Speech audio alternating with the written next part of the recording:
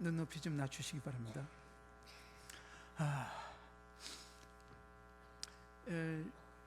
강사가 신선하지가 않아가지고 뭐 여러 번 제가 강단에 섰던 기억이 납니다. 이 새 예배당은 처음인데 그래서 별로 기대가 안 될 것 같아서 걱정이 좀 됩니다. 그러나 제가 오늘, 내일, 모레 3일 동안 사실 부흥회 같지 않은 부흥회를 합니다. 사실 저녁만 요즘 이렇게 하는 교회들이 많이 늘어나긴 합니다. 심지어 어떤 교회는 새벽만 하는 교회도 있습니다. 지역 특성상 저녁에는 아예 퇴근 자체가 불가능해가지고 새벽에만 집회를 하는 경우도 있습니다. 제가 새벽 집회를 인도해 본 적도 있었는데 아침에 5시부터 6시까지 하고 또 바쁘게 출근하시고 그렇게 살아가시는 분들이 그래도 말씀을 듣기 위해서 새벽마다 모이는 모습 보면 참 아름답습니다. 저녁 3시간 함께 말씀을 나눌 텐데 여러분과 제가 또 새로운 말씀을 통해서 만나는 귀한 시간이 됐으면 좋겠습니다. 오늘 저녁에도 강사를 접대해 주셔가지고 밥을 맛있게 먹고 왔습니다. 맛있는 밥을 먹었는데 그러나 제가 가장 맛있게 잘 먹는 밥은 제 아내가 해주는 밥입니다. 아무리 좋은 레스토랑에서 아주 최고급 호텔에서 밥을 먹어도 제 아내가 해주는 밥만큼 맛있다고 느껴지진 않습니다. 야, 오늘 대접 잘 받았다, 참 고맙다, 또 돈도 많이 썼겠다, 뭐 이런 생각은 들지만 그러나 제게 있어서 가장 맛있는 밥은 아내가 해주는 밥입니다. 제 아내가 밥을 잘합니다. 제 아내 이름이 미원입니다. 미원이 해주는 밥이 꽤 맛있습니다.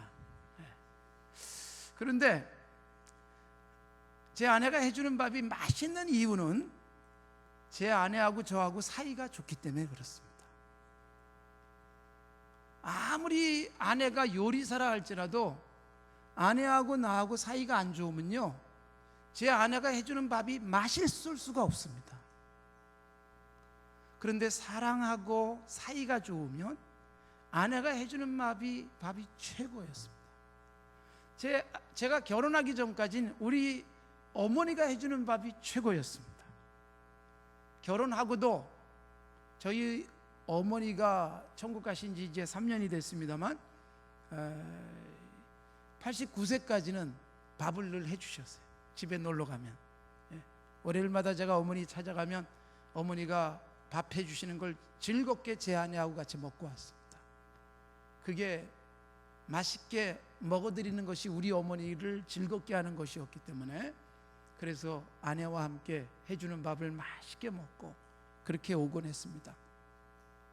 결혼하고 난 다음에는 제 아내가 해주는 밥이 아주 맛있었습니다. 지금까지 계속 맛있습니다. 여러분들에게 최고로 맛있는 밥은 여러분들을 가장 사랑해주는 영적인 최고의 식탁을 준비하기 위해서 애쓰시는 여러분의 담임 목사님의 영적 식탁이 가장 맛있기를 바랍니다. 그렇다고 이렇게 노골적으로 아멘을 크게 하시면 제가 좀 상처가 됩니다만은 여러분, 저하고 3시간 동안 같이 영적 식탁에 앉을 텐데 외식하는 것 같은 그런 영적 식탁이다, 그렇게 생각하시면 좋을 것 같아요. 사실 여자들은 집에서 밥 안 하고 설거지 안 하고 밥 먹는 게 최고입니다. 그래서 밖에 나가서 외식하는 걸 좋아하는 이유는 설거지 안 해도 되고 또 밥 차리지 않아도 되니까 좋은 겁니다. 그런데 여러분, 그걸 매번 나가서 먹으면 그것도 그렇게 맛있지 않습니다.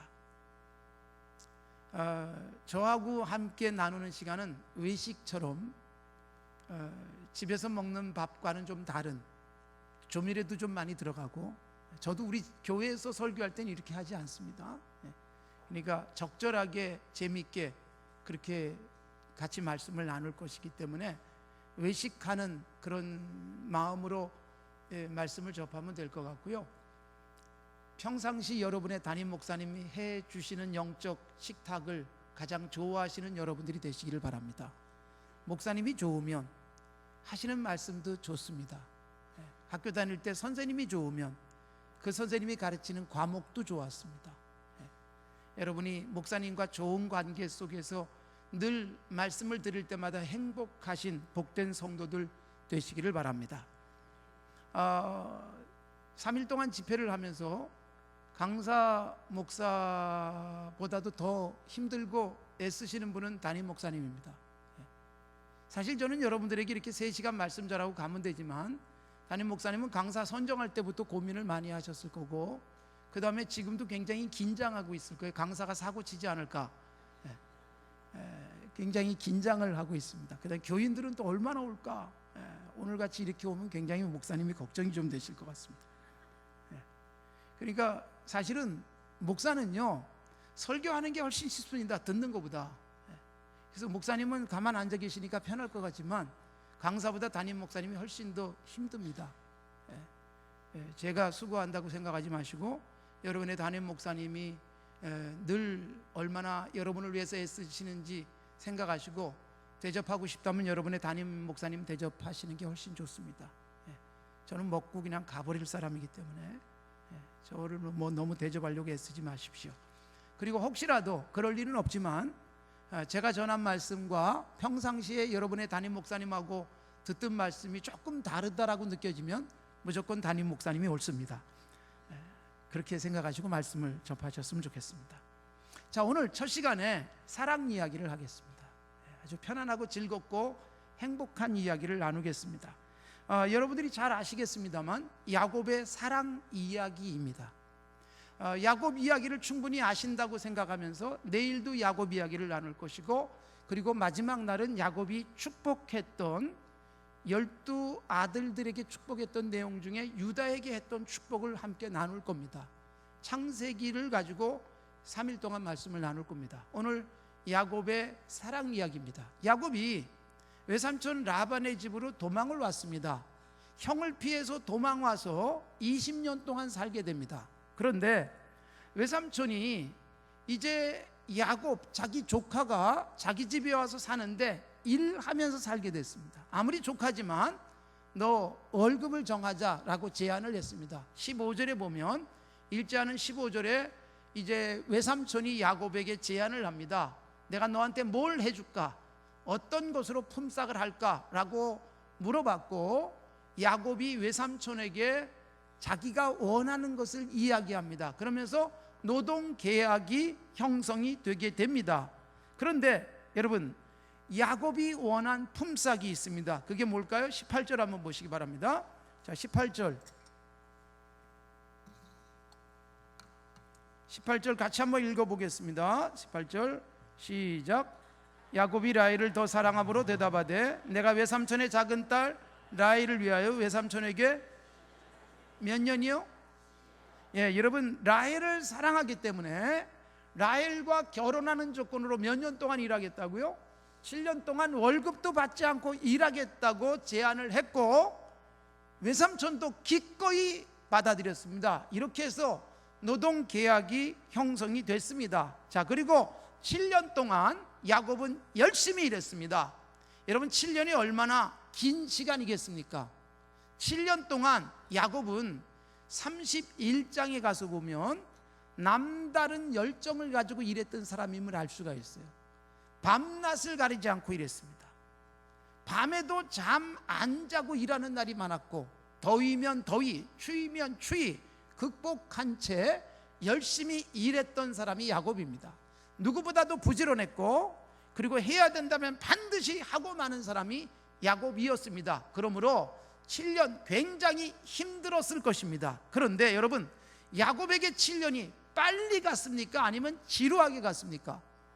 자, 여러분, 굉장히 빨리 갔다고 표현해 주고 있어요. 얼마나 빨리 갔다고 말씀하고 있어요? 20절에 보면 7년이 어떻게 느껴졌어요? 며칠처럼 여겼다라고 말씀하고 있습니다. 여러분, 7년이 어떻게 그렇게 빨리 갈 수 있을까요?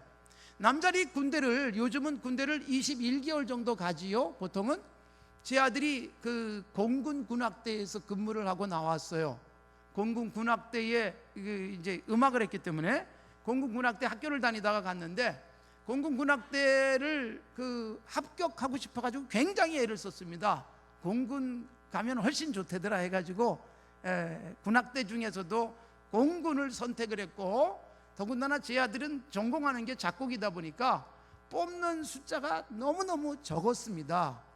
한 명밖에 뽑지를 않습니다. 그것도 전역을 해야 뽑고 그렇게 됐었는데, 그러다 보니까 굉장히 시험 보는 게 어려웠어요. 그래도 공군에 드디어 합격을 하고 그래서 얼마나 좋아했는지 모릅니다. 그런데 여러분, 합격함과 동시에 무슨 걱정에 빠졌는가 하면, 괜히 공군했나 봐 그 생각이 들기 시작했는데, 이유가 뭘까요?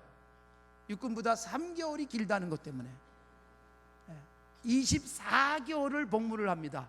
제 아들은 성탄절 다음 날 군대 가가지고 성탄절날 전역을 했습니다.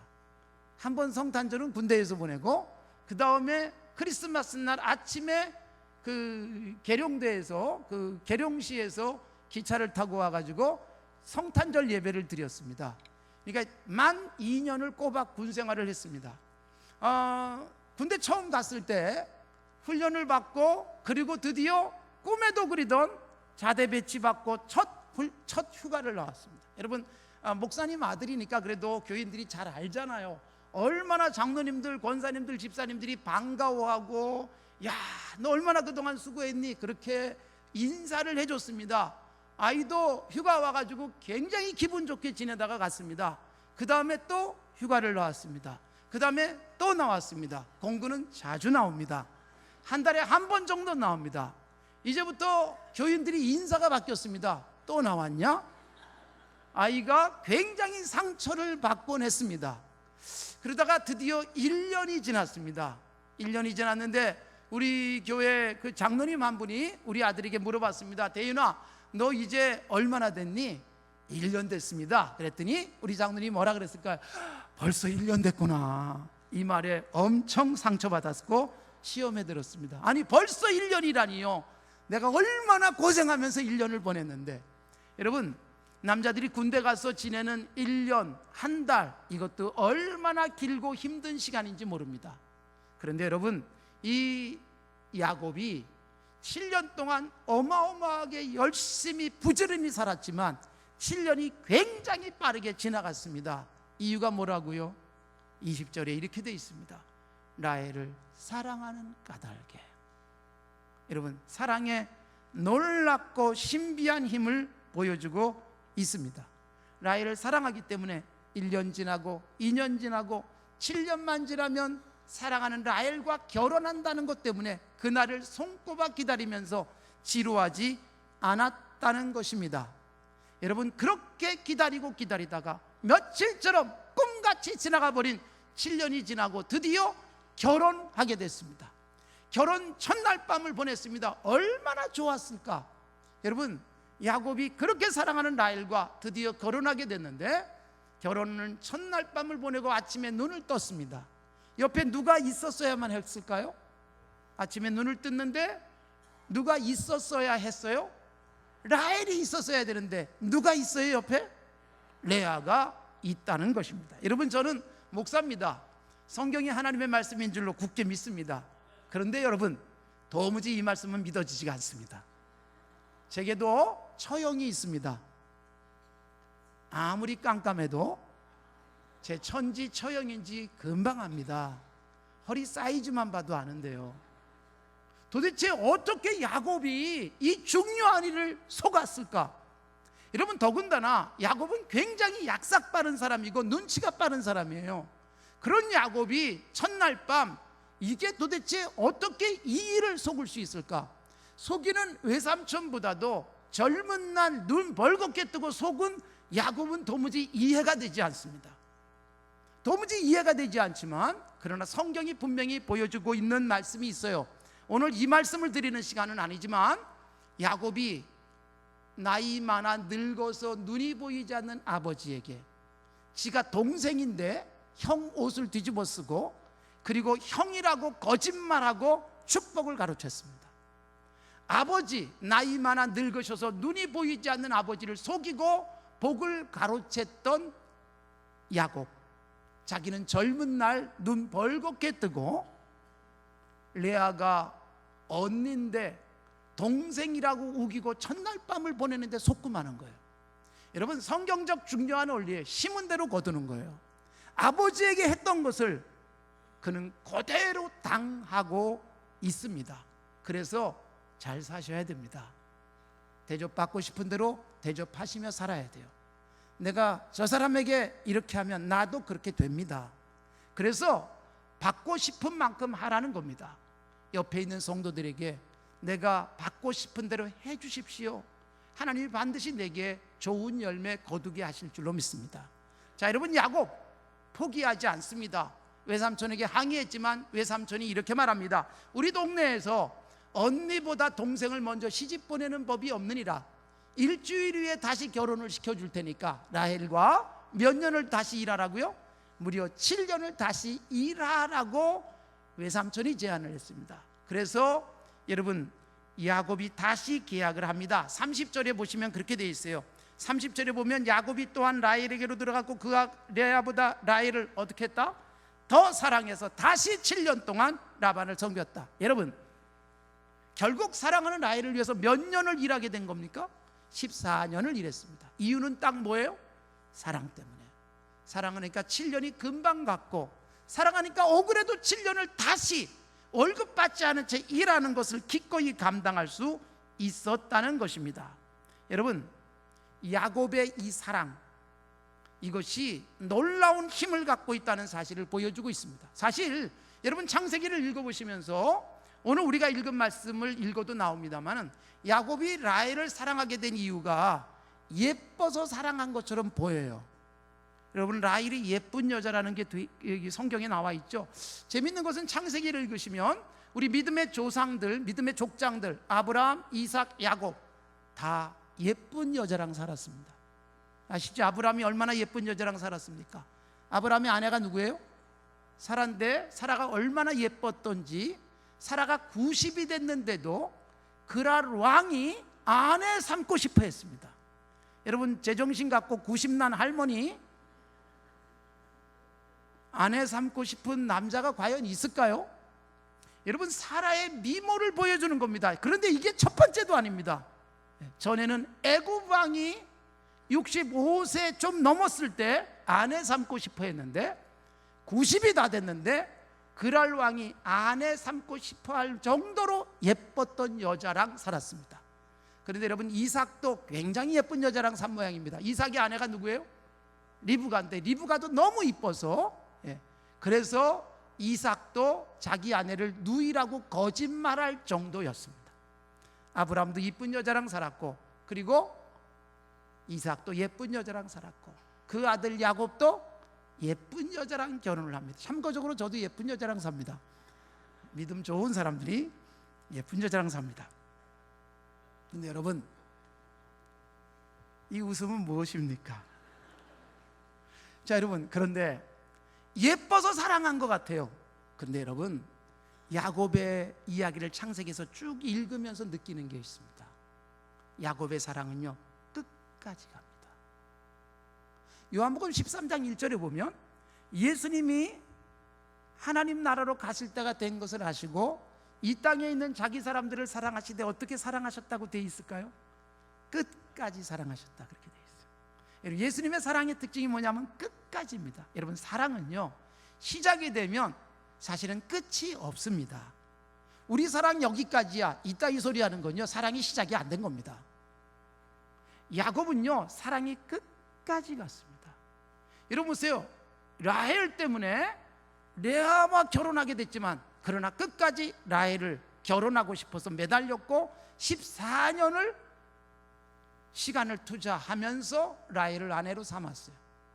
그런데 여러분, 그렇게 사랑하는 라헬이 야곱에게 자식들을 낳아준 4명의 여자 중에 제일 먼저 죽습니다. 참 안타까운 일입니다. 너무 사랑하지 마십시오. 아주 위험합니다. 근데 여러분, 라헬이 죽자 그 다음에 야곱은 누구를 또 계속 매달리면서 사랑했을까요? 라헬이 낳아준 첫 번째 아들인 요셉을 끔찍하게 사랑했습니다. 이유는 딱 하나예요. 누가 낳았기 때문에?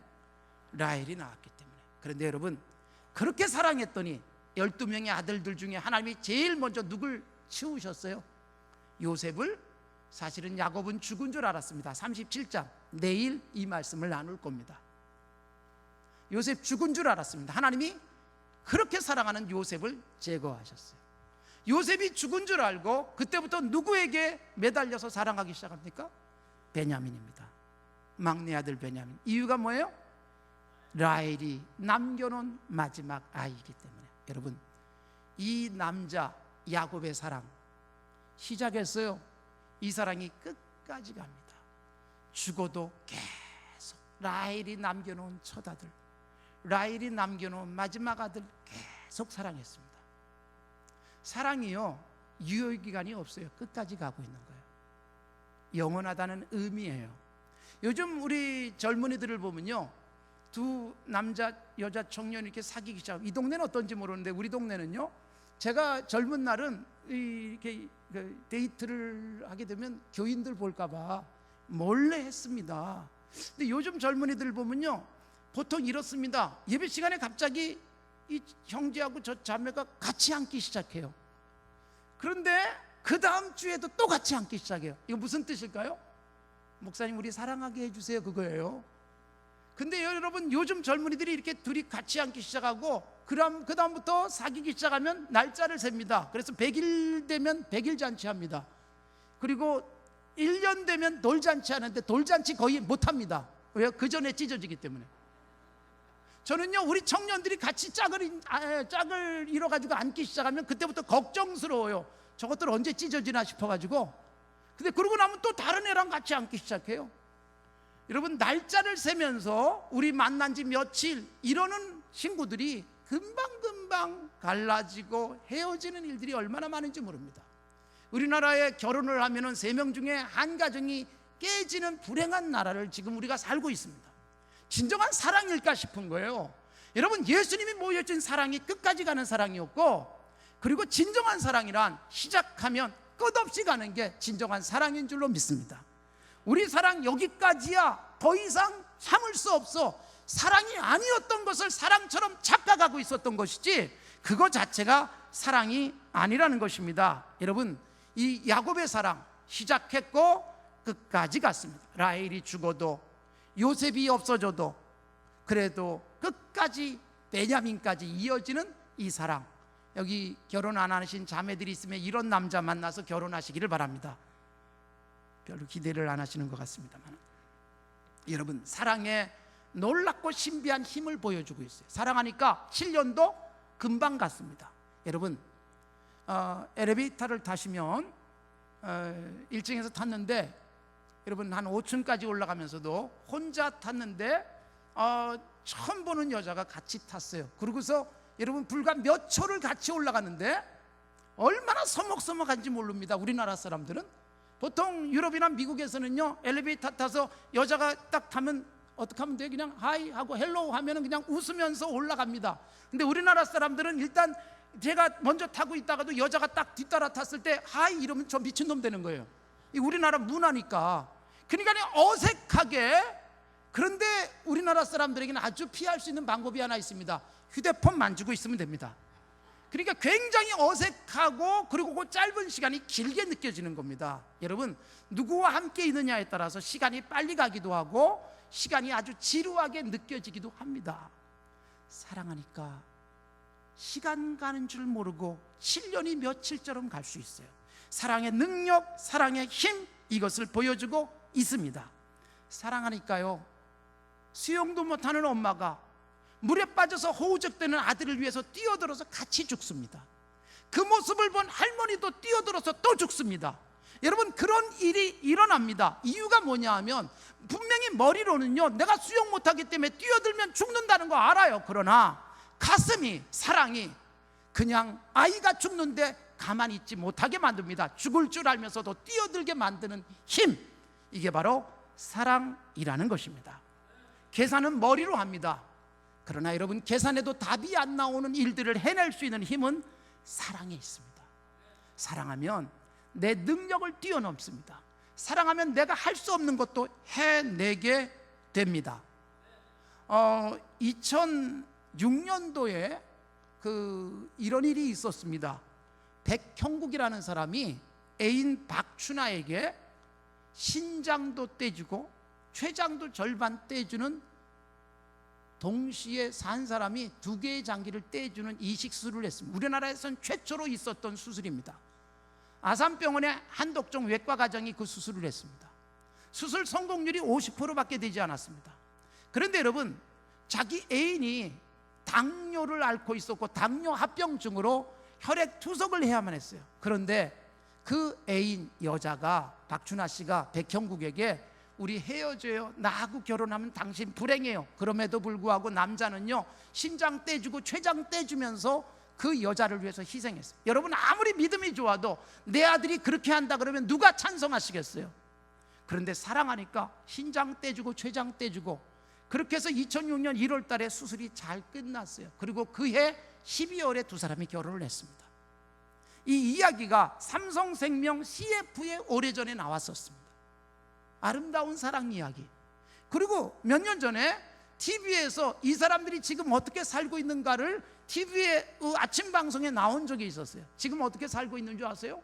신랑 백형국 씨가 지금은 당뇨에 걸려 있어요. 췌장을 절반 떼줬는데 정작 남편의 췌장은 제대로 기능을 안 해가지고 췌장에서 나오는 인슐린이 분비가 안 돼가지고 남편은 당뇨에 걸려 있고 아내는 멀쩡합니다. 여러분, 방송에 나와서 그렇게 얘기합니다. 나는 지금도 후회하지 않습니다. 내 사랑하는 여자를 위해서 신장 떼주고 췌장 떼주면서 나는 결혼하게 돼서 행복했고, 내가 지금 당뇨를 앓고 있지만 그러나 아내가 건강한 것으로 나는 행복합니다. 여러분, 이것이 진정한 사랑의 힘인 줄로 믿습니다. 사랑하면요, 내가 할 수 없는 것들을 해낸다는 것입니다. 제가 제 아내하고 결혼해서 아직도 살고 있습니다. 그런데 제 아내하고 저하고 결혼을 하는 데 있어서 참 장애물이 많았습니다. 우선 제 아내는요, 목사와 결혼할 것이라는 건 꿈도 꾸지 않았습니다. 제 아내의 이모가 목사님과 결혼을 했어요.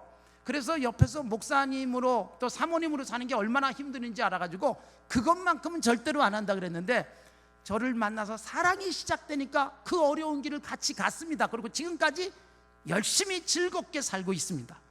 거기다가 제 아내하고 저하고 사실 결혼하는데 굉장히 큰 장애물이 하나 있었습니다. 그게 뭐였는가 하면 제 아내가 저보다 8cm가 크다는 것입니다. 저하고 제 아내는 결혼할 때 이거 사진사가 굉장히 신경을 많이 썼습니다. 제 발 밑에 뭐 받쳐주느라고. 결혼할 때는 우리 집에서 제가 2번째로 컸습니다. 제 아들 녀석이 중학교 1학년이 될 때부터 우리 집에서 제가 셋째로 큽니다. 그리고 제 딸아이가 중3이 될 때 우리 집에서 제가 넷째로 큰 사람이었습니다.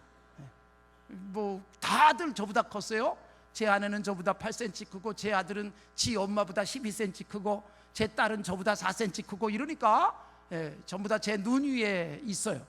근데 여러분, 사랑하니까 8cm 작은 남자가 괜찮은 모양이에요. 제 아내가 사람 볼 줄 압니다. 거기다가 정말 어려운 일이 있었어요. 그게 뭐냐면 정말 가난했습니다.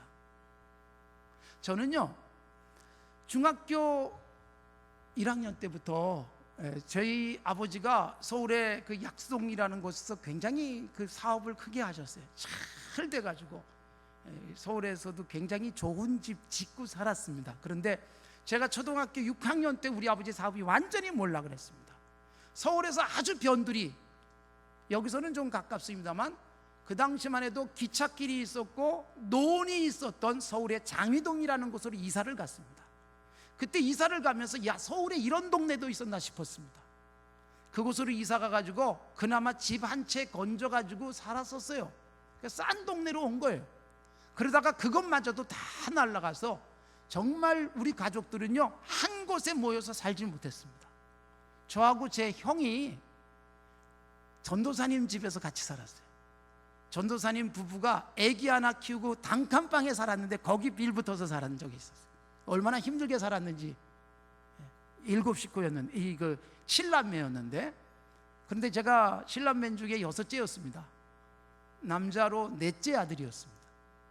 중학교 1학년 때 너무너무 사실 학비도 되기 어려워가지고 중학교 1학년 때 동아일보를 이렇게 배달을 하고 살았습니다. 그때는 뭐 자전거도 타지 않았고 그냥 동아일보를 옆에 끼고, 그러고서 학교 갔다 오자마자 석간신문이었습니다. 저녁에 배달하는 신문을 열심히 돌렸습니다. 그리고 들어오면 밤이 됐습니다. 그 밤에 엎드려가지고 밤새도록 코피나게 공부를 했던 기억이 납니다. 너무너무 힘들었습니다. 사실 중학교 때부터 고등학교, 그리고 이상하게 그때 우리 아버지가 몰락하고 천국 가실 때까지 전혀 풀리질 않았습니다. 우리 어머니가 얼마나 많이 기도하셨는지 몰라요. 중학교 때부터 집에서 돈을 받아서 쓰질 못했어요. 중학교, 고등학교, 대학원 마치고 그리고 정운장교를 갔어요. 그 정운장교를 갔다 와서 신학대학원을 갔어요. 대학원 마치고 석사로 중위계급장을 달고 군대를 갔습니다. 정운장교 시험을 봐가지고 인문계 석사학위 있는 사람들만 시험을 봐서 20명을 뽑았어요. 목숨 걸고 거기에 제가 응시해서 합격해야 되겠다. 그래서 열심히 뛰고 그랬습니다. 체력 검사 마치고 필기 시험 치르고 그리고 성적 증명서 내고 그래가지고 합격을 해가지고 드디어 중위계급장 달고 제가 군 생활을 3년을 했습니다. 돈이 한 푼도 없던 제가요, 군대 가서 무려 400만 원을 모아왔습니다. 그때 제가 중위 첫 월급을 13만 9천 원 받았어요. 13만 9천 원 월급 받아가지고 3년, 그 다음에 중위 2호봉 14만 9천 원 받았어요. 3호봉 15만 9천 원 받았어요. 중위 4호봉에 2달까지를 받고 전역을 했습니다. 여러분, 13만 얼마씩 받으면서 군 생활을 했는데 3년 동안 무려 400만 원을 모았어요. 그게 제가 처음으로 목돈을 손에 쥔 것이었습니다. 그 돈을 가지고 제가 신학대학원을 가고, 신학대학원 다닐 때 총신대학교 바로 옆에 사당동에 옥탑방에 전세를 얻어가지고 거기서 살았어요. 그게 제 전 재산이에요. 400만 원짜리 옥탑방 전세를 살고 있었습니다. 그때 제 아내가 된 사람을 만났습니다. 제 아내도 초등학교 5학년 때 아버지가 돌아가시고 굉장히 힘들게, 4남매 중에 막내로 힘들게 컸습니다. 초등학교 5학년까지 아버지가 학교 선생님이었기 때문에 그렇게 치고 싶던 피아노도 열심히 쳤습니다. 아버지가 돌아가시고 그 다음에 어머니가 생계를 이어가야 했고, 그리고 언니, 오빠들 다 학교 다닐 때였습니다. 그러니까 피아노 학원을 더 이상 다니질 못했어요. 피아노 학원을 다닐 수 없어가지고 피아노 학원을 다니지 못 가게 되니까 피아노 학원 원장님이 어느 날 만나가지고 너 왜 요새 피아노 치러 안 오니? 그러자 제 아내가 그렇게 말했습니다. 엄마가 돈이 없어서 가지 말래요. 참 어린 마음에 얼마나 힘들었겠어요. 근데 피아노 학원 원장님이 야 그냥 와, 내가 그냥 가르쳐 줄게. 그래서 피아노 학원 원장님의 은혜로 피아노를 계속 칠 수가 있었습니다. 그렇게 힘들게 해가지고요, 그래도 다행스럽게 대학을 오르간 전공을 하는 것으로 대학을 들어갔어요. 대학 들어가서 등록금도 벌어야만 했습니다. 얼마나 바쁘게 살았는지 몰라요.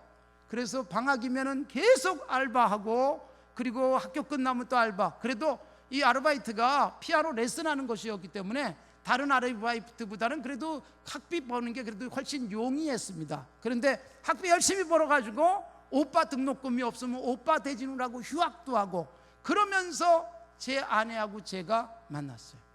가난한 신학생, 가난한 대학교 졸업도 못한 채 계속 알바하면서 오빠 등록금 대주며 학교를 다녀야 됐던 음악과 학생과 제가 만났습니다. 가난하고 바쁘고, 저는 공부하느라고 바빴고, 그리고 교회 일하느라고 바빴고, 제 아내는 학교 다니고 공부하면서 장학금도 받기 위해서 열심히 공부하고, 그리고 학비를 벌기 위해서 열심히 아르바이트를 할 때 그때 만났습니다. 그러니까 바빴어요, 둘 다. 그리고 돈도 없었어요. 저는 전 재산 400만 원, 그것으로 제가 결혼 자금을 했습니다. 제 아내도 결혼할 때 돈 한 푼이 없었기 때문에 개를 들어가지고 선이자 떼고, 그러고서 뭐 400만 원인가를 받아가지고 결혼하고 나서 그걸 갚아갔습니다. 그러니까 굉장히 힘들게 우리를 만났어요. 그런데 여러분, 그렇게 바쁘고 그렇게 돈이 없어도 사랑하니까 우리는 만나서 데이트할 시간이 있었답니다. 만나서 데이트하고 밥도 사 먹고 커피도 마시고 그랬습니다. 그런데 여러분, 그렇게 가난하고 어려운 때에 제 아내는요 1년 동안 교제하다가 결혼을 했는데, 1년 동안 교제하는 동안에 그렇게 가난하고 어려운 때인데 저를 위해서 금강 구두 2켤레, 피에르 가르땡 와이셔츠도 사다 주시고, 제 아내가요 그렇게 힘들 때 구두도 사다 주고 와이셔츠. 여러분, 사랑하니까 아무리 바빠도 시간이 나고요, 사랑하니까 돈이 없지만 사랑하는 사람을 위해서 쓸 수 있게 되더라는 거예요. 사랑의 힘이에요. 제 아내가 굉장히 똑똑한 사람입니다. 투자를 잘했습니다. 지금은 제가 늘 구두 사다 주고 늘 옷 사주고 있습니다. 지금은 돈 한 푼 안 벌어 와도 제가 먹여 살리고 있습니다. 제가 지금도요 여행을 가면, 특히 해외여행을 가면 반드시 사다 주는 제 아내 선물이 있어요. 그게 뭘까요? 예쁜 신발입니다.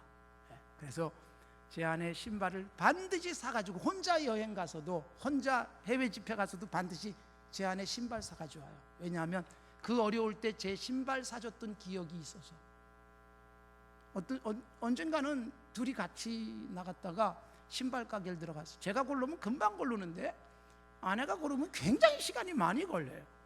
근데 어느 신발 가게 가지고 열심히 고르다가 그냥 나오고 또 들어가고. 근데 이번에 어느 신발 가게 가더니 마음에 들었던지 2개를 골라가지고 저한테 여보 이게 이뻐 이게 이뻐 물어보더라고요. 제가 어떻게 했을까요? 둘 다 사줬습니다. 여러분, 사랑의 힘, 내가 할 수 없는 것도 해내게 하는 겁니다. 그게 사랑이라는 것입니다. 지금 여러분, 우리나라 가장 심각한 문제가 출산율이에요. 2사람이 결혼하면 1명 겨우 낳습니다. OECD 국가 중에서 가장 출산율이 적은 나라 프랑스가 굉장히 어려웠는데 지금은 2명이 넘어가기 시작했어요. 국가가 정책을 계속 펴면서 아이 낳도록 장려하고 있기 때문에. 우리나라만 유난히 아이를 낳지 않습니다. 아예 안 낳고 살아가는 사람도 있고, 결혼도 안 하고 늦게 하고. 그런데 결혼 안 하는 이유, 또는 결혼해도 아이를 낳지 않는 이유가 뭘까요? 돈이 많이 들어간다고. 여러분, 우리나라 아이를 낳아서 대학 졸업할 때까지 평균 3억 800만 원이 들어간다고 합니다. 저도 2아이 안 낳았으면 돈을 꽤 모았을 겁니다. 그러니까 여러분, 돈 때문에 자녀를 낳지 않는다고 합니다. 그런데 여러분, 지금 우리나라는 3만 불 소득에 육박하고 있는 나라예요.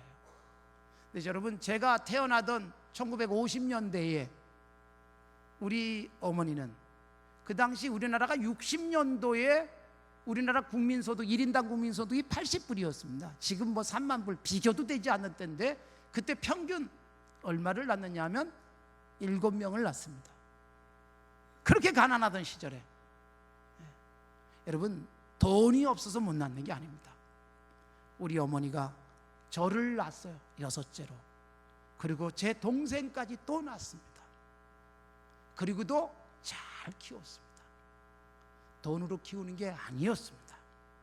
저는 우리 아버지나 어머니보다 훨씬 공부를 많이 했습니다. 그리고 훨씬 부자로 삽니다. 훨씬 가난했고 공부도 못했던 우리 부모님이 자녀들 7을 잘 키우셨어요. 그건 돈의 힘이 아니에요. 사랑이었습니다. 사랑이 얼마나 놀랍고 위대한 힘을 갖고 있는지 보여주고 있습니다. 제가 산정인교회 1994년 12월 달에 부임을 했습니다. 21년 됐습니다. 그때 제가 40이 됐을 때 막 부임을 했습니다. 그리고 21년이 지났어요. 21년 동안 제가 산정인교회 역사 공부도 열심히 했습니다. 부임하자마자 제가 여기 바로 가까이에 있는 천마선 기도원에 올라가서 동도교회 원로 목사님이셨던, 그때 1994년 5월 5일 날 최우 목사님이 은퇴하고 여기 천마산 기도원에 계셨었어요. 제가 12월 달에 기도원에 올라가 가지고 목사님 드디어 제가 산지교회 가게 됐습니다. 그랬더니 목사님이 얼마나 좋아하시는지, 기도원의 목사님 방에 붙어있는 사진이 하나 있었어요. 목사님 책상 앞에. 그 사진이 산정연교회 감옥에서 나온 교인들 사진이 늘 붙어 있었어요. 제가 늘 그걸 봤는데 최우 목사님이 저한테 그렇게 말씀하셨어요. 목사, 저를 보면서 김 목사 참 부럽다. 내가 산정형교회 담임 목사 가려고 그렇게 했었는데 나는 못 갔는데 네가 가니까 너무너무 좋다. 그러면서 제게 안수하면서 기도를 해주셨어요. 그리고 제게 이렇게 말씀을 하셨어요. 기도를 마치고 가서 제2의 주기철 목사가 되라우. 그렇게 말씀을 하셨어요. 그게 제 가슴 속에 지금까지 콱 박혀 있습니다만 여전히 그냥 부담일 뿐입니다. 그래서 교회 부임하고 열심히 주기철 목사님 공부를 했어요. 주 목사님이 어떻게 사셨는가? 1937년 산정형교회 예배당이 새로 져졌거든요. 1936년에 마산 문창교회에서 주기철 목사님이 평양으로 오십니다. 그리고 산정형교회 부임해가지고 37년도에 예배당을 새로 짓고, 그리고 1938년이 우리나라에서 우리 교단에서 가장 부끄러운 해예요. 27회 대한예수교 장로회 총회가 신사참배 해도 죄가 되지 않는다라고 결의한 해가 바로 1938년입니다. 일제가 신사참배를 강요할 때 주기철 목사님과 산정형교회 교인들이 반대하고 있을 때 우리 교단 총회는요, 신사참배 해도 된다고 결의를 하고, 그리고 평양노회는 주기철 목사님을 목사 면직을 시켰습니다. 이번 백회 총회에서 주기철 목사님을 복직하고, 그리고 학적부에서도 지워졌는데 학적부의 이름도 다시 올려야 된다는 결의를 해줬어요. 그래서 노예로 넘겼어요.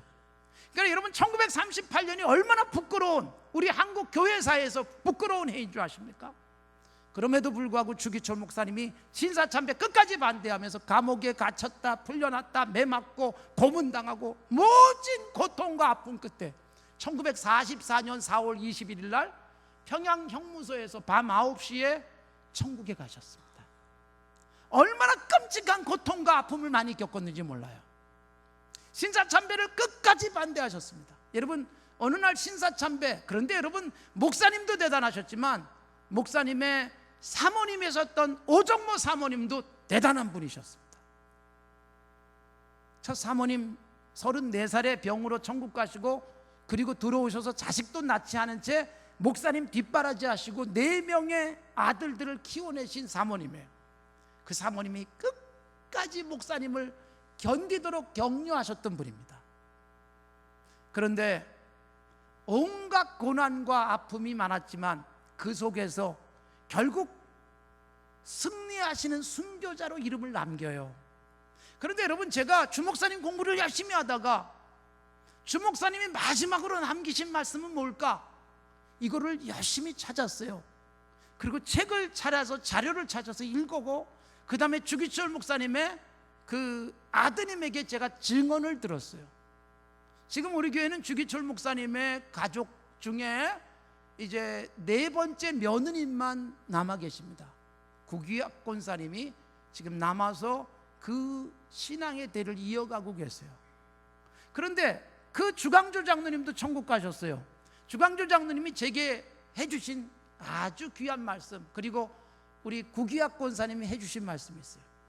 오정모 사모님이 마지막 면회를 가셨습니다. 바로 1944년 4월 21일 밤 9시에 순교하시는 그날 주목사님을 면회를 가셨습니다. 여러분, 면회를 갔을 때 주목사님은요, 걸어서 나올 수가 없었습니다. 간수가 거의 없다시피 해서, 그래서 그 몸을 거의 끌면서 면회를 나왔어요.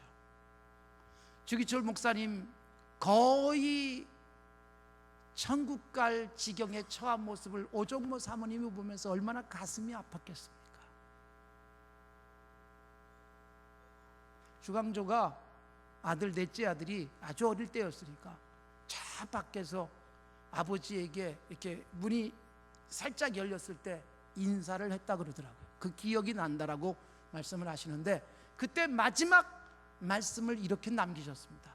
오정모 사모님이 주기철 목사님에게, 목사님이 이기셔야 됩니다. 끝까지 이기십시오. 그게 무슨 말일까요? 순교하십시오, 그 말이에요. 목사님을 그렇게 격려하셨어요. 주 목사님도 손을 붙잡고 내가 하늘 날아가서 기도하리이다, 그런 말씀들을 남기셨어요. 그러고서 주 목사님이 이제 다시 간수에게 이렇게 부축돼 가지고 안으로 들어가시다가 말고 오정모 사모님이 서서 지켜보고 있는데 고개를 돌리고 여보 그렇게 부르셨어요. 그리고 마지막 말씀을 남기세요. 그 말씀이 여보 나 따뜻한 숭늉 한 그릇 먹고 싶소. 이게 마지막 말씀이에요.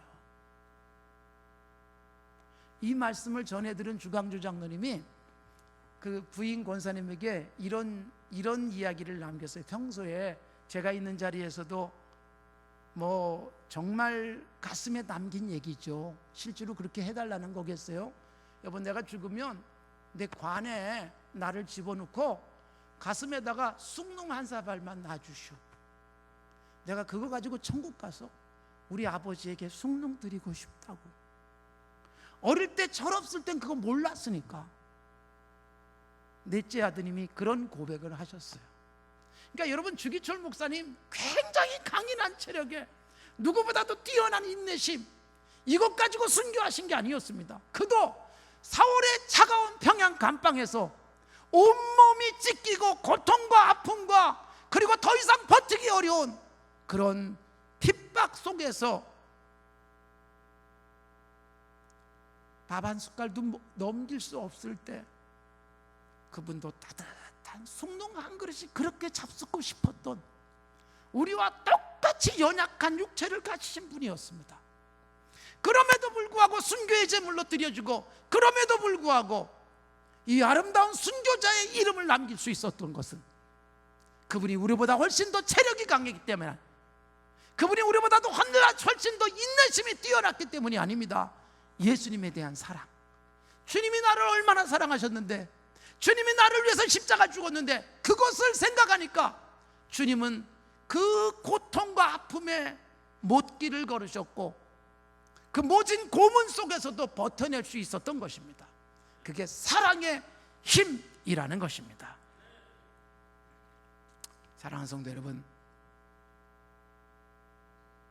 살아가면서 당신 편에서 그러면서 사네 못 사네 하는 일들이 얼마나 많은지 몰라요. 그러나 여러분, 사랑의 문제 다름이 아닙니다.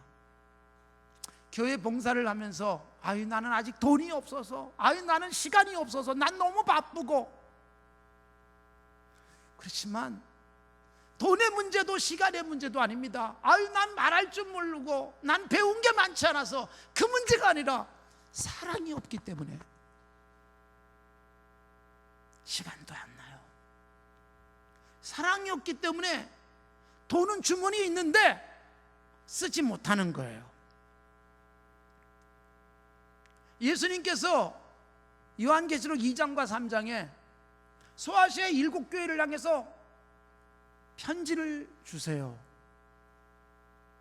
에베소 교회, 서머나 교회, 버가모 교회, 두아드리아 교회, 사대, 빌라델비아, 라우디게아 교회 7교회를 향해서 2장에 보면 에베소 교회를 향한 칭찬이 나옵니다. 훌륭한 교회였습니다. 내가 너희의 행위도 알고 수고도 하고 인내도 알고 악한 자들을 용납하지 않은 것도 알고 가짜들을 다 드러낸 것도 내가 안다. 참고 견딘 능력도 내가 충분히 안다. 그러나 에베소 교회를 향해서 요한계시록 2장 4절에서 내가 한 가지 책망할 게 있다. 그게 뭘까요? 너희의 처음 사랑을 버렸노라. 여러분, 에베소 교회 능력 있는 교회였습니다. 믿음이 뛰어난 교회, 인내심도 뛰어났습니다. 그러나 주님이 아쉬워한 것은 처음에 그 열정적인 사랑이 식어가고 있다. 사랑 좀 회복해라. 사랑하는 성도 여러분, 제가요 목사 안수 받을 때 1993년 10월 13일 날 수요일 날 서울의 평안교회 예배당에서 바로 요 시즌이죠, 목사 안수를 받았습니다.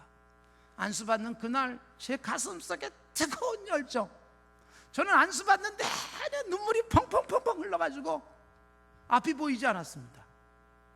저를 그렇게 사랑해 주셨던 목사님이 제게 안수를 해주셨어요.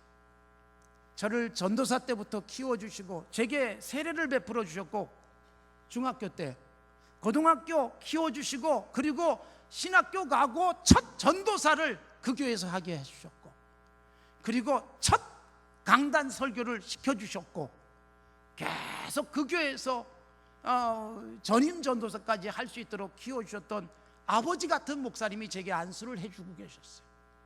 가슴에서 뜨거운 열정이, 사랑이 얼마나 북받치든지 눈물이 펑펑 났습니다. 제게 그 사랑 지금도 끊임없이 기억합니다.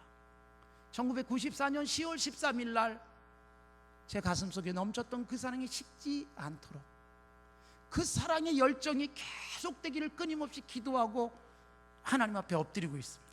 여러분, 예수 믿고 신앙생활하며 금곡교회 와서 신앙생활하면서 기쁘고 즐겁고 하나님의 사랑이 이거구나 라는 감격이 있었던 그것들이 지금 식어버리지 않았습니까? 그거 회복하시는 은혜가 있길 바랍니다. 여러분, 베드로 사도가 예수님을 3번이나 모른다고 부인을 했습니다. 예수님이 부활하시고 요한복음 21장에서 갈릴리 해변에서 베드로를 비롯한 제자들을 만나셨습니다. 밤새도록 물고기 잡는데 한 마리도 잡지 못한 7명의 제자들, 예수님이 아침 이른 시간에 갈릴리 해변에 서서 제자들에게 묻습니다. 얘들아, 너희에게 물고기가 있느냐? 없는데요. 밤새도록 못 잡았습니다. 그래, 오른편에 그물을 던져서 잡아라. 153마리의 물고기가 펄쩍펄쩍 뛰는 큰 물고기를 잡았어요. 그 순간 시몬 베드로가 예수님인 줄 알고 뛰어내리게 됩니다. 예수님은 어느새 그 호숫가 옆에 숯불을 피워놓고, 그리고 떡을 구워 놓으시고 지금 잡은 생선을 가져와라, 그리고 구워주면서 아침 식사를 제공해 주셨어요. 아침을 잘 먹이신 예수님이 시몬 베드로에게 묻습니다. 예수님을 3번이나 부인했던 시몬, 밤새 지쳐있던 시몬에게, 그리고 예수님을 부인했던 부끄러움 속에서 주님과 눈조차 맞추지 못하고 어쩔 줄 모르고 있는 시몬에게 예수님이 묻습니다. 요한복음 21장 15절, 16절, 17절 3번 부인한 그에게 3번 사랑의 고백의 기회를 줍니다. 내가 나를 사랑하느냐? 내가 나를 사랑하느냐? 내가 나를 사랑하느냐? 시몬 베드로가 예수님에게 먼저 사랑 고백하기가 너무 민망한 상황에서 예수님은 사랑 고백의 기회를 주는 거예요. 예수님이 그 순간 시몬 베드로를 다시 믿어주시고 다시 사도로 세우시고 다시 일하게 하시고 초대교회의 위대한 일꾼이 되게 하셨는데, 여러분, 예수님이 시몬에게 마지막에 다시 확인하면서 너 다시는 나를 모른다고 하지 않을 수 있니? 나를 다시는 배반하지 않을 수 있니? 너 다시는 그렇게 비겁한 태도 보이지 않을 수 있니?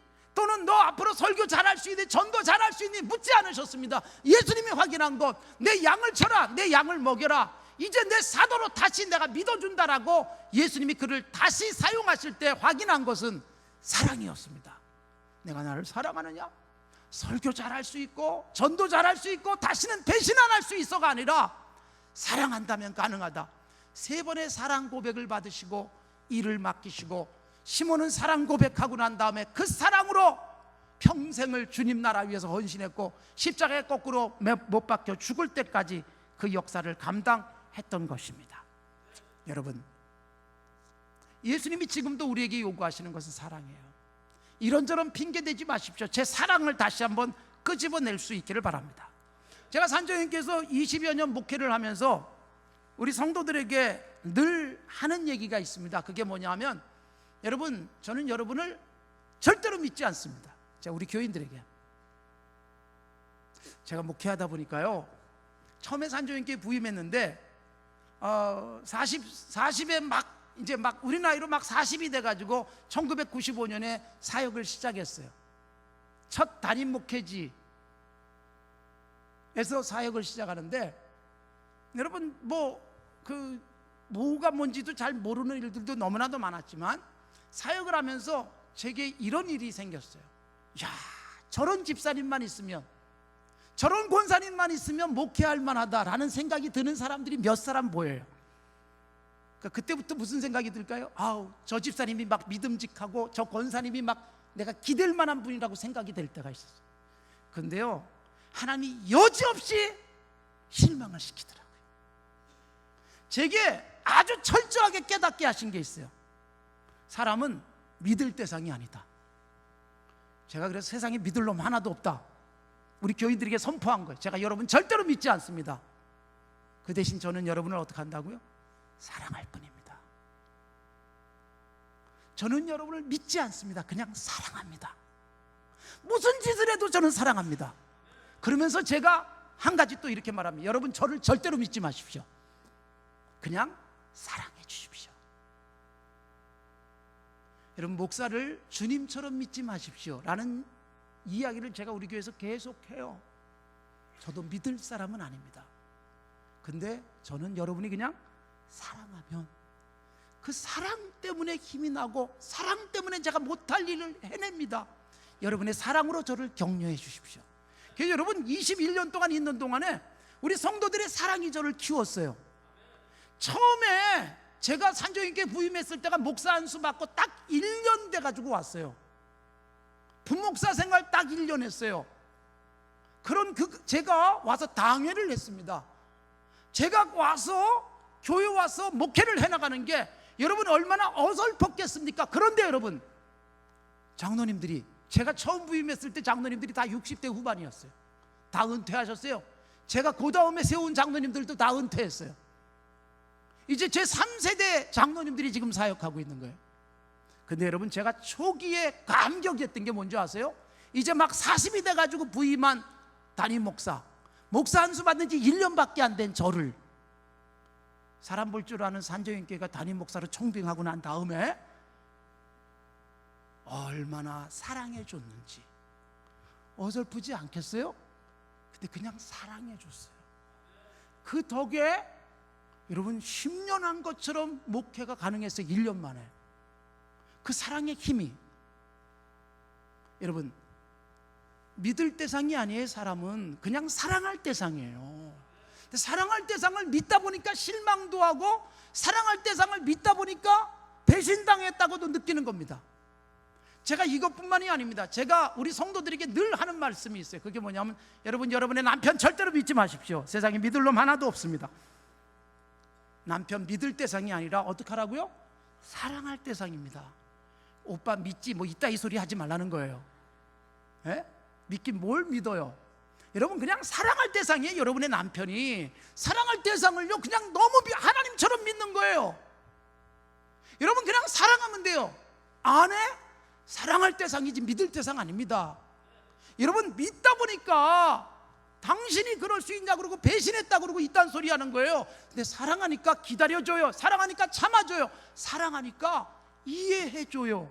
사랑하니까 기다려줘요. 기다릴 수 없는데 기다리고, 이해할 수 없는 걸 이해해주고, 참을 수 없는 걸 참아줄 수 있는 힘이 뭐냐면 사랑인 줄로 믿습니다. 여러분, 제가 부부 이야기를 하다 보니까 떠오르는 사람이 있는데, 제가 사실 설교 시간에 처음으로 예화로 씁니다. 박목월 시인을 아시죠? 박목월, 이별의 노래, 너도 가고 나도 가랴지, 뭐 이런 거 쓰신 분이 있어요. 효동교회 부부가 장로님입니다. 박목월 장로님의 부인 장로님 유익순 장로님, 부인도 장로님이었어요. 우리 교단이 아니기 때문에 부부가 다 장로님이셨는데, 여러분, 젊은 시절 이 박목월 씨가 시인일 때 여러분 돈도 못 벌고 맨날 시만 썼습니다. 살림을 누가 했을까요? 유익순, 이 여자의 몸으로 살림을 다 해냈습니다. 근데요, 아들 박동규 교수가 있습니다. 서울대학교 교수를 지내셨는데, 그분이 쓴 글을 최근에 읽어보니까 이렇게 돼 있어요. 자기가 5살 때 이제 태어난 지 100일도 안 된 아이 동생이 있었어요. 눈이 많이 오는 어느 저녁에 아빠와 엄마 식사를 끝냈어요. 식사 끝나고 난 다음에 박목월 씨가 아내에게, 여보 밥상 좀 가져와요. 밥상 가져오라는 얘기는 이제부터 글을 쓸 테니까 책상으로 쓰겠다는 뜻입니다. 그래서 이 유익순 여사가 밥상을 깨끗하게 닦아가지고 남편 앞에 갖다 놨습니다. 아빠가 연필 깎는 모습을 이 동규가 쳐다봤어요. 그때 엄마가 아기를 들쳐업습니다. 그리고 아버지에게 이렇게 말하는 거예요. 여보, 나 동네 친구 집에 갔다 올게요. 그리고 엄마는 나갔어요. 그리고 이 동규는 아빠 이렇게 등에 엎드렸다가 잠이 듭니다. 아빠는 그때 거기서 시를 쓰고 작품을 쓰는 거예요. 그러다가 얼마가 지났을까? 아빠가 동규를 깨워서 깨보니까 아빠가 이렇게 말하는 거예요. 통금 시간이, 그때는 12시 통금이 있었잖아요. 통금 시간이 지났는데도 네 엄마가 안 들어오니까 가서 찾아봐라. 자다가 깨가지고 이 어린 꼬마가 짜증이 나잖아요. 5살밖에 안 된 아이가. 눈이 오는데 밖으로 나갔습니다. 밖으로 나갔더니 이 집 저 집 가서 우리 엄마 여기 계세요? 물어봤는데 아무 집에도 안 오신 거예요. 그래서 그냥 짜증도 나는데 그냥 없다 그러고 갈까 하다가 아랫 동네에 엄마가 자주 가는 집이 생각나서 그 집을 향해서 가던 중에 길거리에 커다란 눈사람이 하나 서 있었어요. 그래서 큰 눈사람도 누가 만들었네. 그리고 지나치려고 하는데 뒤에서 동규야라고 부르더래요. 딱 돌아보니까 그 눈사람이 누구였을까요? 엄마였습니다. 엄마는 아이를 업고 보자기를 머리에 뒤집어 쓴 채 아빠가 시 쓰는 동안에 아이가 울어서 혹시 방해될까 봐 밖에 나와서 그 눈을 온몸으로 맞으면서 눈사람이 돼 있었던 거예요. 엄마, 깜짝 놀라서 엄마가 너 어디 가니? 엄마 찾아오래서 저 아래 동네 가는 길이었어요. 그래서 엄마가 물어보는 게 아빠 글 다 쓰셨니? 예. 그래, 그러면 가자. 그리고 아이를 데리고 들어온 거예요. 먼 훗날 철들어서 엄마에게 물어봤대요. 엄마, 온 집안 살림 다 하시고 아빠까지 벌어먹이시고 그리고 아빠 글 쓰는 동안에 어떻게 그렇게 눈 맞으면서 추운데 밖에서 떨고 있었어요? 그때 엄마가 하는 말이 뭐냐 하면 얘야, 그래도 아빠가 글 쓰면 제일 먼저 나한테 보여준단다. 여러분, 그 아내의 사랑이 훌륭한 시를 만들어냈어요. 근데 여러분, 이 이야기로는 감동이 별로 안 돼요.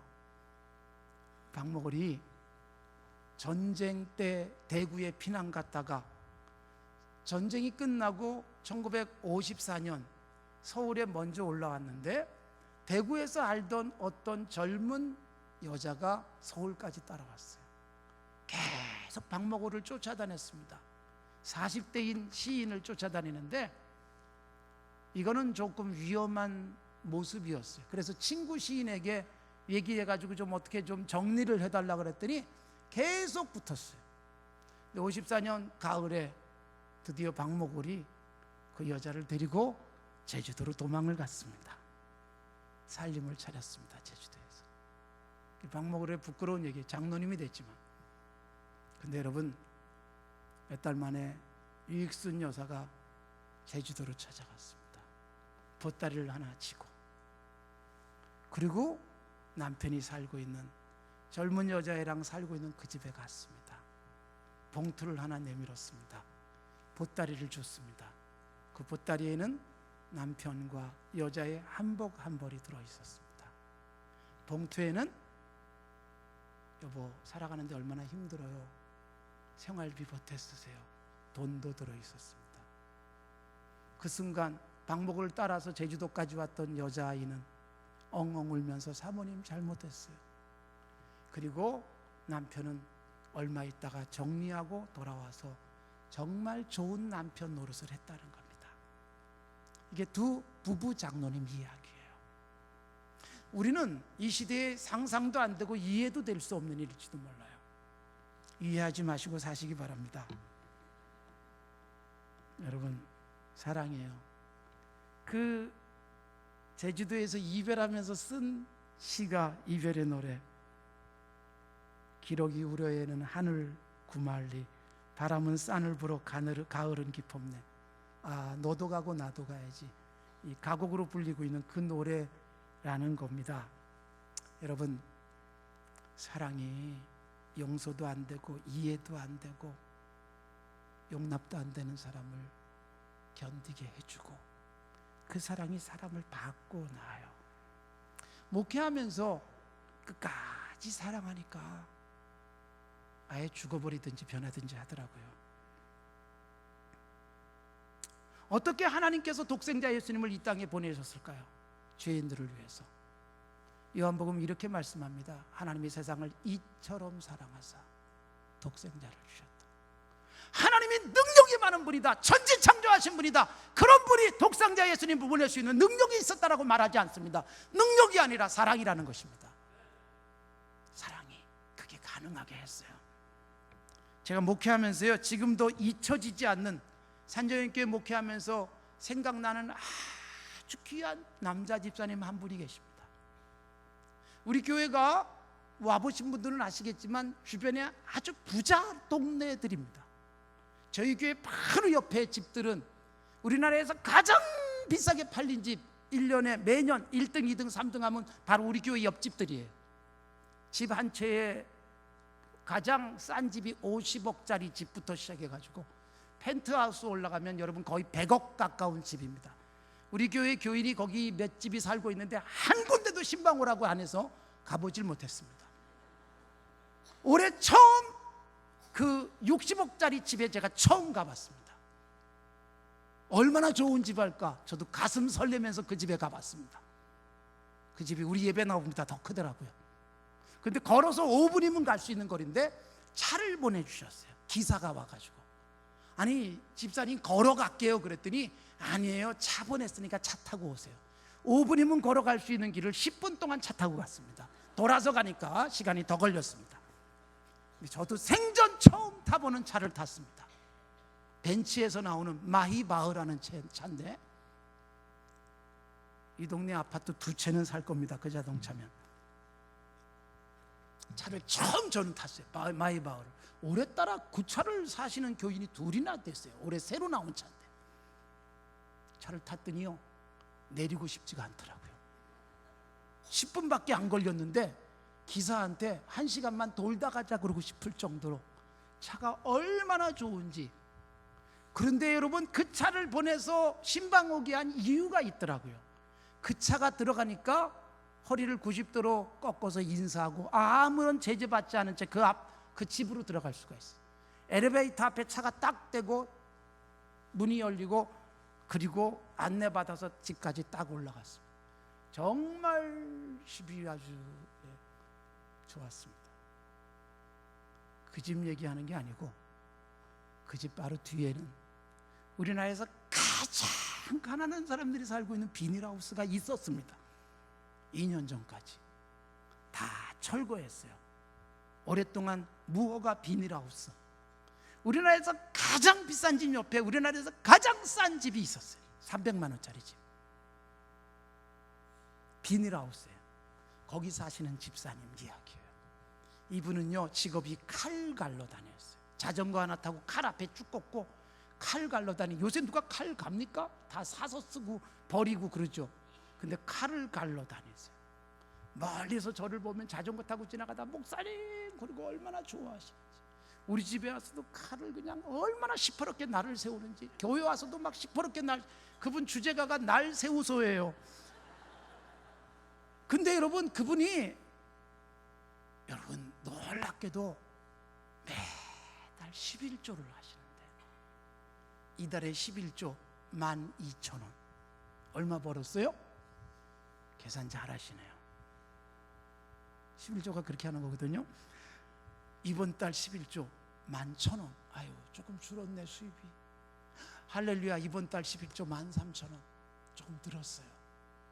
거의 평균 12,000원 헌금을 11조를 매달 하시는데 비닐하우스에 살면서 얼마를 벌겠어요? 교회에서 구제도 많이 해드리는 분인데 꼬박꼬박 11조 하시는 분. 여러분, 그분이 돈이 있어서 할까요? 저는 그분이 암으로 세상을 떠난 다음에 제가 돈도 없는 집이니까 막 밤에 갔더니 천국 가셨어요. 도착하니까 이미 가셨어요. 원래 시신을 일반 차에 못 옮기게 돼 있잖아요. 저는 안 죽었다 그러고 제 차에다 실었어요. 돈 10만 원이라도 아껴드리려고. 제가 그 무거운 시신을 제가 부교육자들도 안 부르고 바로 교회 앞에 제 집 앞에 있으니까 제가 들쳐매고 나와서 제 차에 싣고 바로 강남 성모병원 응급실로 그냥 갔어요. 가서 봐달라고. 그랬더니 이미 운명하셨습니다. 사망진단서 받고 바로 영안실로 가서 장례식을 치렀어요. 제가 다 해드렸어요. 마지막 시간까지. 그분은 제가 직접 한순간 한순간 놓치지 않고 잘 해서 보내드렸어요. 여러분, 한 달에 11,000원, 12,000원 버는데 꼬박꼬박 11조 하는 힘은 돈의 힘이 아니에요. 그분의 가슴 속에 주님에 대한 사랑이 그 어려운 중에도 11조를 가능하게 만들었어요. 제가 그분을 기억하다 보니까 서울의 강북에서 목회할 때 가난한 권사님 생각이 또 하나 났어요. 그분도 정말 가난한 집에서 혼자 사셨습니다. 그 집에 신방을 제가 갔어요. 전도사인데 혼자 신방을 갔어요. 권사님과 예배를 드렸어요. 제가 일어나서 나오려고 하는데 권사님이 아유 드릴 건 없지만 이거라도 잡수고 가세요. 그러고서 제게 냉면 그릇, 스테인레스로 된 냉면 그릇 이만한 거를 딱 내오시는, 보니까 물이 하나 가득 들어있어요. 목사님 대접할 게 없어서요, 설탕물이에요. 그러고 가죠. 제가 제일 싫어하는 게 단 건데 설탕물 얼마나 또 달게 타셨는지 그거를 제가 어떻게 했을까요? 꿀꺽꿀꺽꿀꺽 원샷 했습니다. 저는 설탕물을 마신 게 아니라 사랑을 마셨어요. 그리고 이렇게 말했어요. 권사님, 오늘 권사님이 타주신 설탕물 먹어서 피곤이 싹 풀렸습니다. 감사합니다. 열심히 일할게요. 일어나서 나오는데 권사님이 왜 할머니들은 꼭 돈을 거기다 넣는지 치마를 다 걷어 올리시더니 제 앞에서 속바지에서 몇 번을 접었는지 모를 10,000원짜리 한 장을 쫙 펴서 전도사님 배고프실 텐데 가다가 밥 사잡수세요. 여러분, 젊은 전도사가 신방 왔다고 아무것도 해줄 커피도 하나 없으신 권사님이 설탕물 내오시고 언제 쓰려고 놓았던 비상금이지 10,000원을 펴서 주시는 그 손을 잡으면서 권사님, 오늘 권사님 덕분에 밥 잘 먹고 일 열심히 할게요. 그리고 돌아와서 몇만 원 갖다 드리고. 여러분 보세요. 돈으로 일하지 않습니다. 사랑입니다. 연인의 사랑. 야곱이 라헬을 그렇게 사랑하니까 7년도 며칠같이 여겨졌고 14년도 아깝지 않았고. 그런데 여러분, 예수님의 사랑에 감격하면 우리의 삶 속에서 내가 할 수 없는 것, 돈이 없는데, 시간이 없는데, 배운 게 많지 않은데 내가 할 수 있는 것보다 더 놀라운 일들을 해낼 줄로 믿습니다. 우리 금곡교회, 제게는 참 이렇게 정겹게 느껴지는 교회예요. 우리 노예 안에서도 좋은 소문도 많이 듣는 교회였습니다. 여러분, 교회를 교회되게 하는 진정한 힘이 뭘까요? 그 심각한 핍박과 모진 고난 속에서도 교회가 견뎌낸 힘이 뭘까요? 지금도 저 북녘 땅에 아직도 예수 믿는 성도들이 예수 믿는 게 발각되고 성경책 갖고 있던 게 발각돼서 죽어가면서도 그래도 믿음을 지키고 있는 힘은 뭘까요? 사랑 아니에요? 주님이 나를 사랑하셔서 십자가에 죽으신 그 사랑. 사랑하는 성도 여러분, 주님의 그 사랑이 우리 가슴 속에 있으면 연인의 사랑 비교가 되지 않는 놀라운 역사를 펼치게 될 줄로 믿습니다. 목사님 그냥 사랑하십시오. 장로님 그냥 사랑하십시오. 권사님 그냥 사랑하십시오. 집사님 그냥 사랑하십시오. 남편 사랑하는 겁니다. 아내 그냥 사랑하는 거예요. 자녀 그냥 사랑하시잖아요. 그건 얘기 안 해도 너무 사랑하잖아요. 사랑이 우리로 하여금 하나님의 놀라운 일들을 하게 할 줄로 믿습니다. 사랑을 다시 회복하셔서 내 가슴속 깊은 곳에서 혹시 식어있는 사랑이라면 그 집어내서 다시 펄펄 끓게 만드시고 그 사랑으로 하나님 기뻐하시는 열매들 맺어가시고 오늘부터 교회생활 더 행복해지시고 남편을 보는 여러분의 눈이 훨씬 더 해맑아지시고 아내를 바라보는 여러분의 눈은 초롱초롱 빛나고 어느새 촉촉해질 수 있는 그런 눈 되시기를 바랍니다. 내가 행복해질 겁니다. 사랑하면 놀라운 능력도 행하고, 사랑하면 내가 어느새 행복해집니다. 여러분, 기도하면서 이 밤 하나님 앞에 새로운 사랑의 역사가 나타나길 바랍니다.